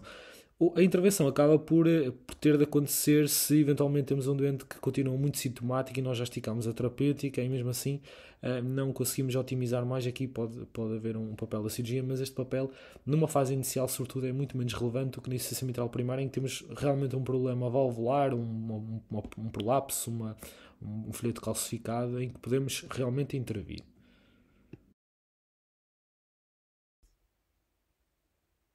E aqui está, portanto, quando é que nós vamos intervir na insuficiência mitral primária? Quando temos doentes que são sintomáticos, mas atenção, aqui a fração de ejeção tem que ser, por norma, superior a 30%. Apesar disto não estar bem explícito nas guidelines, isto tem de acontecer. Porquê? Nós não podemos ter um ventrículo de 20%, nem 25% que vá ser operado. Porquê? Pelo que eu expliquei anteriormente. Estes 30%, na verdade, já são 20%. Os 50% são uns 30%. Portanto, os 30% aqui são uns 20%. Se nós formos operar um doente que tem uma fração de ejeção de 30%, que na realidade são uns 20%, a partir do momento que nós lhe fechamos aquele obstáculo, ele não vai conseguir lançar sangue para a aorta, porque durante 20, 30 anos esteve habituado a mandar sangue para a aorta para a aurícula esquerda. A partir do momento que nós lhe barramos aquela porta, ele não vai conseguir gerar pressão para mandar para a aorta e vai ficar claramente disfuncionante. Portanto, nós não podemos ter ventrículos excessivamente disfuncionantes. Temos de ter pelo menos uma fração de ejeção de 30%. Acho que isto é um pormenor, mas só para chamar a atenção, caso na prática até possa surgir esta questão. Portanto, doentes sintomáticos, mas com uma fração má, mas não tão má, disfunção ventricular esquerda, diâmetros sistólicos acima dos 40 milímetros, e fração de injeção já abaixo dos 60, FA de novo, hipertensão pulmonar mais de 50 milímetros de mercúrio em repouso e a aurícula esquerda já a ficar dilatada, são indicações para começar a intervir numa insuficiência mitral primária importante.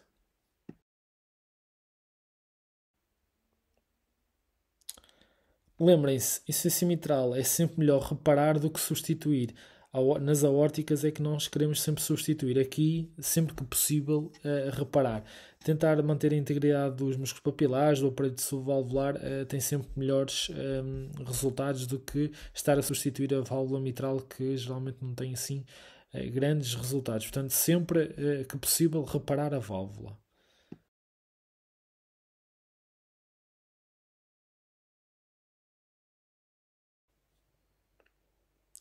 As causas de insuficiência mitral aguda são algumas aqui listadas. Portanto, um infarto com uma ruptura do músculo papilar pode ser uma causa de insuficiência mitral aguda bastante importante.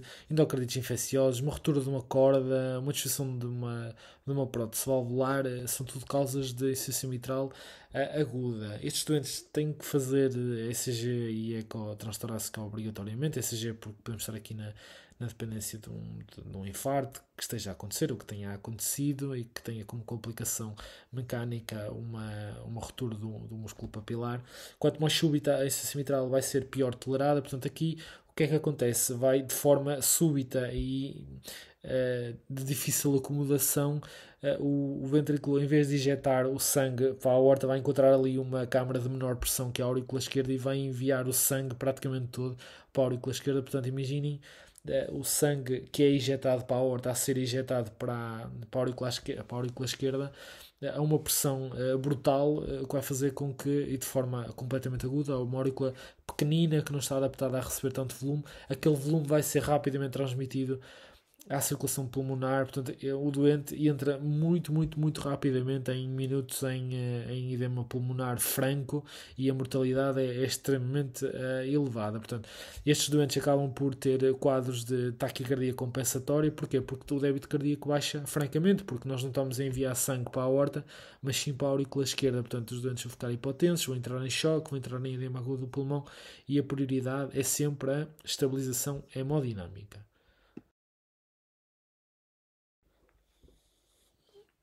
Portanto, a prioridade é a estabilização hemodinâmica, portanto, com vasodilatadores, diuréticos, diminuir a pré-carga, e aqui a diferença para a insuficiência aórtica aguda é que podemos utilizar o balão de contrapulsão intra-aórtica. O balão, no fundo, eu tenho aqui uma imagem esquemática. O que acontece no balão é que na diástole ele é insuflado na aorta descendente e vai garantir que haja uma perfusão cerebral e coronária adequada, e não deve ser usado nas insuficiências aórticas agudas porque podem agravá-las, mas na insuficiência mitral aguda tem um papel importante. A estabilização hemodinâmica serve como ponte para uma cirurgia que tem que ser urgente e tendencialmente até emergente, portanto em 1 a 2 horas, se for uma ruptura do músculo papilar, porque a mortalidade da ruptura do músculo papilar é extremamente elevada. As causas de morte são as mesmas da insuficiência aórtica aguda, por isso é que eu disse que devem estudá-las juntas, e porque o tratamento e a estabilização com vasodilatadores diuréticos é o mesmo para as duas patologias, à exceção do balão intra-aórtico. Edema agudo do pulmão, desritmias, e os doentes acabam por colapsar por baixo débito cardíaco, basicamente por morrem em choque.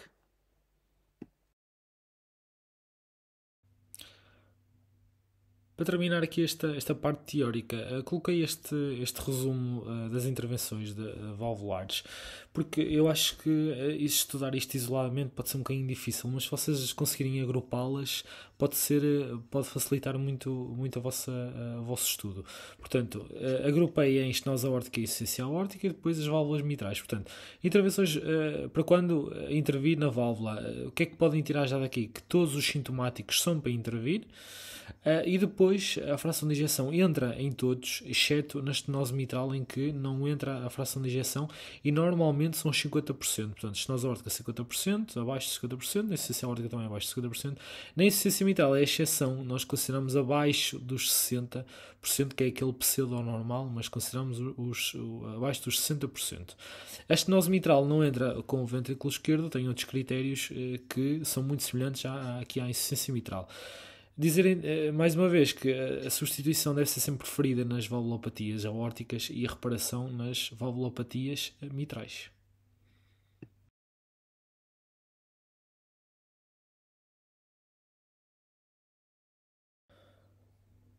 Caso clínico, homem de 73 anos é trazido ao serviço de urgência por episódio de perda de consciência enquanto trabalhava na sua horta. Relata vários episódios de pré-5 durante o esforço, recentemente, sem antecedentes médicos e sem medicação habitual.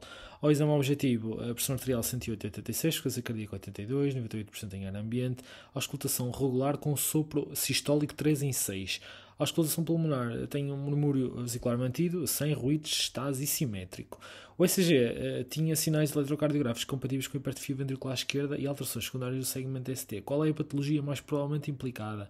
Estenose mitral, insuficiência mitral, estenose aórtica, insuficiência aórtica ou coartação da aorta? Ora, aqui só pelo facto de lerem esta auscultação, um senhor com 73 anos e que anda a desmaiar com o esforço, portanto, com vários episódios de síncope e pré-síncope no esforço, deves fazer logo pensar dentro das valvulopatias numa estenose aórtica. Portanto, aqui é um caso mais ou menos claro em que a associação tem que ser imediata. Alguns sinais que apoiam, portanto, este sinal eletrocardiográfico de hipertrofia ventricular esquerda, que pode estar presente, por exemplo, em doentes hipertensos, aqui não terá antecedentes médicos conhecidos, mas com esta auscultação, com esta história de andar a cair, claramente é um doente que deve fazer ecocardiograma e a nossa suspeita é, sem dúvida, a estenose aórtica. As outras valvulopatias aqui não faziam muito sentido, não é o doente tipo, não é o caso típico e não seria a apresentação típica, sobretudo em vinhetas clínicas que têm que ser o mais claras possíveis. Portanto, nenhuma das outras opções encaixava aqui com esta história e sobretudo também com esta auscultação.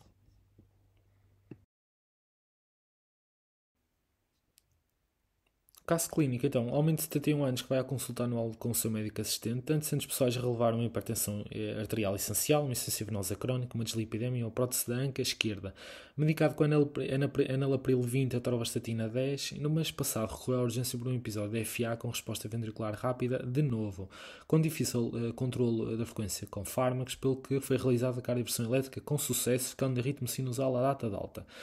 Foi anticoagulado com apixabano 5,2-ID e bisoprolol 2,5 uma vez por dia. Pedido o ecocardiograma transtorácico e um holter de 24 horas para ambulatório. Traz estes exames à consulta que revelam um ventrículo esquerdo de normais dimensões, uma fração de injeção de 72%, uma válvula mitral com uma estenose moderada e dilatação da aurícula esquerda. O holter das 24 horas mostra uma atividade em ritmo sinusal com frequências médias de 70, sem desritmias ou pausas. O doente sente-se bem, sem novos episódios. Ao exame objetivo 123/70 de tensões arteriais, frequência cardíaca 68, com um pulso regular, e pergunta-nos qual das seguintes intervenções é a mais adequada para este doente. A. Suspender o apixabano e iniciar a varfarina. B. Suspender a apixabano e iniciar a heparina de baixo peso molecular e varfarina até INR-alvo. C. Aumentar a dose de bisoprolol para 5mg dia. D. Suspender a pixabana uma vez que o doente está em ritmo sinusal. E. Suspender a pixabana e iniciar ácido acetil salicílico.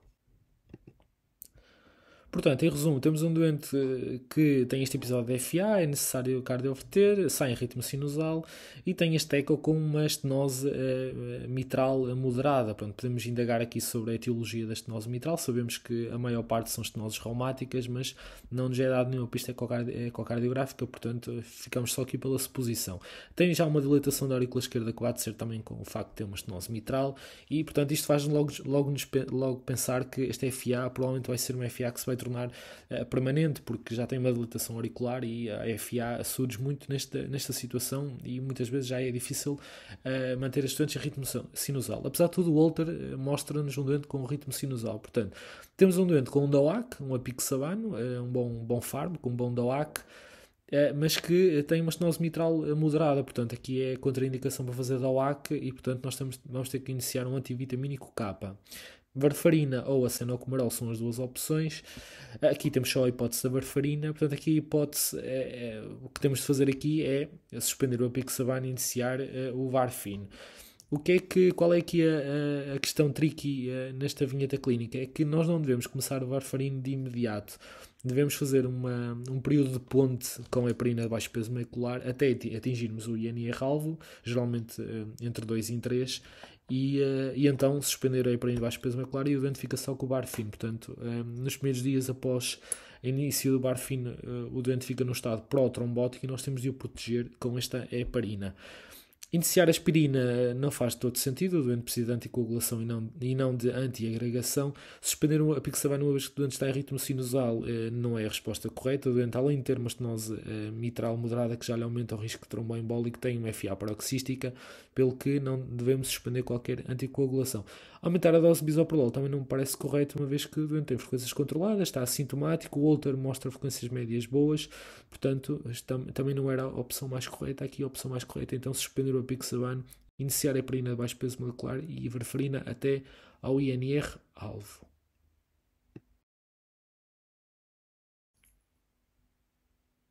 Caso clínico, então, um homem de 34 anos que dá entrada na sala de emergência após iniciar há cerca de 30 minutos um quadro de dor torácica súbita, dilacerante, com uma radiação dorsal. De antecedentes médicos, síndrome de Marfan e doença do refluxo gastroesofágico. Ao exame objetivo, sudorético, polipneico, 25 ciclos por minuto, pressão arterial 89,55, frequência cardíaca de 110. A auscultação cardíaca só conseguimos perceber uma taquicardia sem mais. A auscultação pulmonar com crepitações nos 2 terços inferiores de ambos os hemitóraxes. E pergunta-nos qual é a causa subjacente mais provavelmente implicada na sintomatologia do doente. Tromboembolia pulmonar, B, endocardite bacteriana aguda, C, infarto agudo do miocárdio, D, disseção da aorta, E, espasmo esofágico. Temos então aqui um doente jovem, com uma dor torácica e que é uma vinheta muito curta e isto também vai aparecer no exame, portanto, associações mais rápidas. O que é que vocês têm que identificar logo? Síndrome de Marfan, claramente um antecedente muito importante aqui, e pensar com esta história que parece que o doente está mal, está hipotenso, já tem crepitações dos terços inferiores do hemitórax, parece que já tem alguma congestão pulmonar. Temos de pensar numa valvulopatia, no caso insuficiência aórtica aguda. Porquê? Grande correlação nestes doentes com síndrome de Marfan, eles têm geralmente dilatações da aorta importantes e uma disseção da aorta, o risco de disseção aórtica nestes doentes é claramente aumentada e apresenta-se com uma insuficiência aórtica, ou pode apresentar-se com uma insuficiência aórtica aguda, que pode justificar estas alterações todas. Portanto, um doente que entra em edema agudo do pulmão, que parece ser o caso, ou em choque cardiogénico, portanto, ele caminhará para lá rapidamente. Portanto, aqui a opção que poderia fazer mais sentido a outra, eventualmente a endocardite bacteriana aguda, também é uma causa de insuficiência aórtica aguda, não está especialmente aumentada nestes doentes com síndrome de Marfan.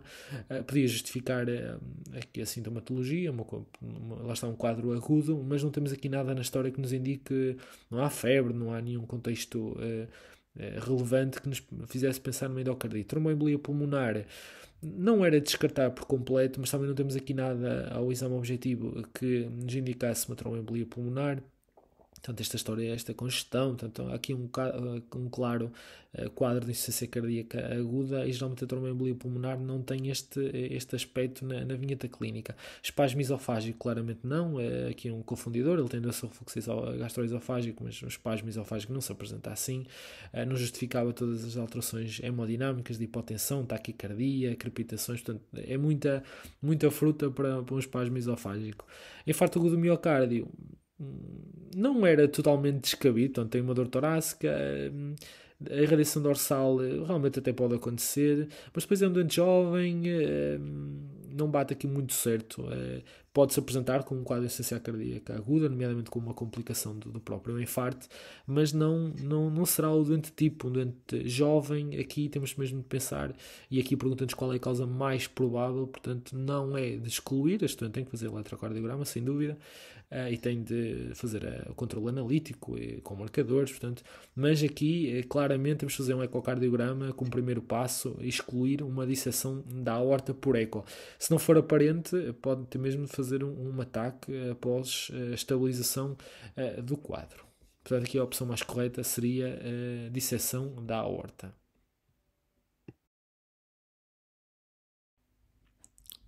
Próximo caso clínico, então, é um homem de 66 anos que é referenciado à consulta de cardiologia por uma estenose aórtica severa detectada em ecocardiograma de rotina. Do relato do exame destacam-se ventrículos esquerdos normais dimensões, com uma fração de ejeção de 59, uma válvula aórtica com cúspides fibra calcificadas, com uma área de 0,78 cm², com um gradiente médio de 59 ventrículo esquerdo aórtico. O doente, sem qualquer sintoma, de antecedentes pessoais, tem uma hipertensão e uma dislipidemia que é medicada com ramipril e atorvastatina. Isso é um objetivo relativamente inocente e tem um sopro sistólico 3 em 6 com irradiação carotídea. E pergunta-nos qual é o passo mais adequado no seguimento deste doente. Repetir o eco, iniciar o estudo pré-operatório e referenciar a cirurgia cardíaca, iniciar uma furosemida 40, iniciar um beta-bloqueante e espironolactona numa dose máxima tolerada ou uma prova de esforço. Ora, aqui não nos pergunta o diagnóstico, nós já nos dão o diagnóstico e pergunta-nos apenas, e aqui bastava para ler este caso e para responder neste caso, bastava ler que o doente tem estenose aórtica severa e que não tem qualquer sintomatologia. Portanto, o que é que eles querem aqui? Querem o próximo passo mais adequado.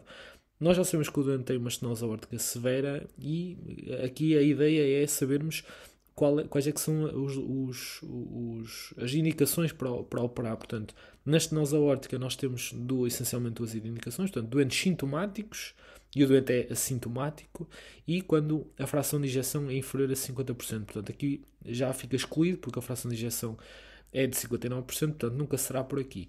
O doente é assintomático. Ora, as estenoses aórticas severas, quando os doentes são assintomáticos e não fazem geralmente qualquer tipo de esforço, e nós aqui não temos nenhuma indicação, temos de colocar estes doentes num tapete, portanto fazer uma prova de esforço, porquê? Para perceber se eles realmente são assintomáticos, porque se tiverem sintomas, se for uma prova positiva, já será indicação para intervenção valvular. As outras opções, repetir ecocardiograma, não seria aqui a ideia, até podíamos repetir, mas não seria o próximo passo mais adequado, porque há outro mais adequado. Iniciar o estudo pré-operatório ainda é cedo, porque não sabemos se o doente tem indicação. Iniciar a furosemida também parece claramente errado, porque o doente não tem sinais de estase, e lembrem-se que os diuréticos devem ser sempre usados na menor dose possível. Iniciar a beta-espironolactona, aqui não temos uma IC com fração reduzida, não vejo outra indicação para iniciar beta, portanto aqui também não seria a hipótese mais correta, portanto aqui devemos fazer uma prova de esforço para perceber se o doente é realmente assintomático.